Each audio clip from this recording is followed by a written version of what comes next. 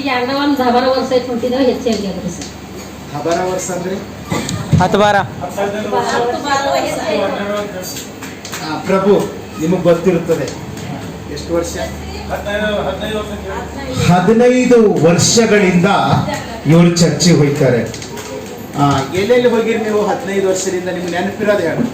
ಎಲ್ಲೆಂದ್ರೆ ಎಲ್ಲಿ ಹೋಯ್ತಾ ನಮ್ಗೆ ಎತ್ತಪ್ಪ ನಡ್ಕೊಂಡು ಎಲ್ಲಿಗೆ ಹೋಯ್ತಾ ಸಾಯ್ತು ಹೋಯ್ತಾನ. ಹೈದರಾಬಾದ್ ಹೋಗಿರಿ? ಇಲ್ಲ ಅಲ್ಲಿ ಒಂದು ಅಲ್ಲಿಗೆ ಹೋಗಿಲ್ಲ. ಬೀದರ್ಗೆ ಹೋಗಿರಿ? ಬೀದರ್ಗೆ ಹೋಗಿರಿ. ಅವರದಿಗೆ ಬಂದಿರಿ? ಅವರದಿಗೆ ಬಂದಿರಿ. ಓಕೆ. ನಿಮಗೆ ಎಲ್ಲಿಯಾದರೂ ಮಾಟ ಮಂತ್ರ ಶಕ್ತಿ ನಿಮಗೆ ಮಾಡಿದ್ದದ ಅಂತ ಗೊತ್ತಿತ್ತ ನಿಮಗ? ಇದ್ದಿಲ್ಲ. ಎಲ್ಲಿ ಗೊತ್ತಾಗ್ಯದ ನಿಮಗ? ಎಲ್ಲಿ ಬಂದ್ರೆ? ಎಷ್ಟು ವರ್ಷದಿಂದ ಮಾಡಿದ್ದಿತ್ತು ನಿಮಗ? 50 ವರ್ಷದ ಬಲೆದು ಇವ್ರಿಗೆ ಮಾಟ ಮಂತ್ರ ಮಾಡಿದ್ದಿತ್ತು. 50 ವರ್ಷ. ಇವರು ಬೀದರಲ್ಲಿ ಎಷ್ಟು ಬಾರಿ ನೀವು ಚರ್ಚೆಗೆ ಹೋಗ್ಬೋದು? ಎಲ್ಲೆಲ್ಲಿ ಹೋಗಿರಿ?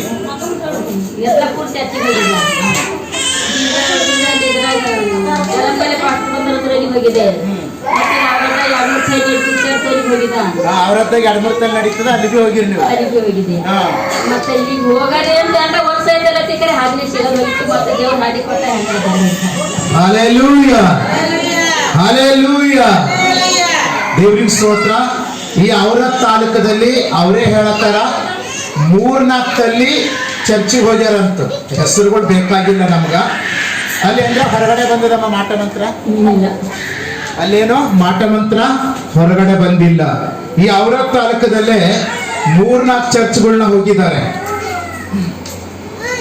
ಆದ್ರೆ ಇವ್ರಿಗೆ ಎಷ್ಟು ವರ್ಷದಿಂದ ಮಾಡಿದ್ದಿತ್ತು ಗೊತ್ತಾ? 50 ವರ್ಷದ ಬಲೆದಿತ್ತು.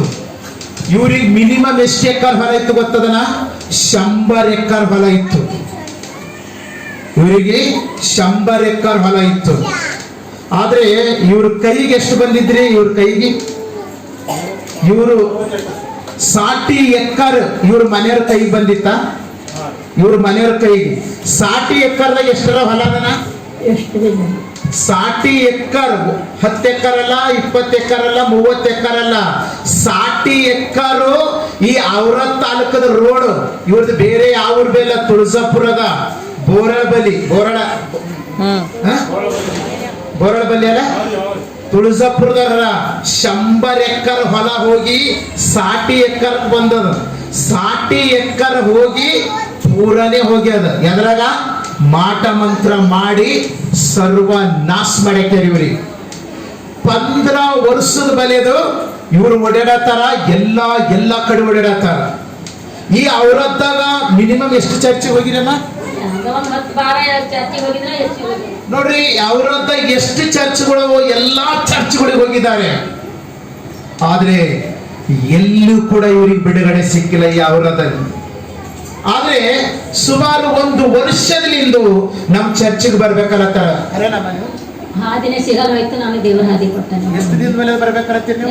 ವರ್ಷ ಆಯ್ತು ಬರೋದಲ್ಲತ್ತಿದ. ಹಾದಿನೇ ಸಿಗಲ್ಲ ಹೋಯ್ತು. 1 ವರ್ಷದ ಬರೆದು ಇಲ್ಲಿಗೆ ಬರ್ಬೇಕಲ್ಲತ್ತಾರ. ಆದ್ರೆ ಆ ಮಾಟ ಮಂತ್ರ ಶಕ್ತಿ ಅವ್ರಿಗೆ ಬರಕ್ ಬಿಡ್ತಾ ಇಲ್ಲ.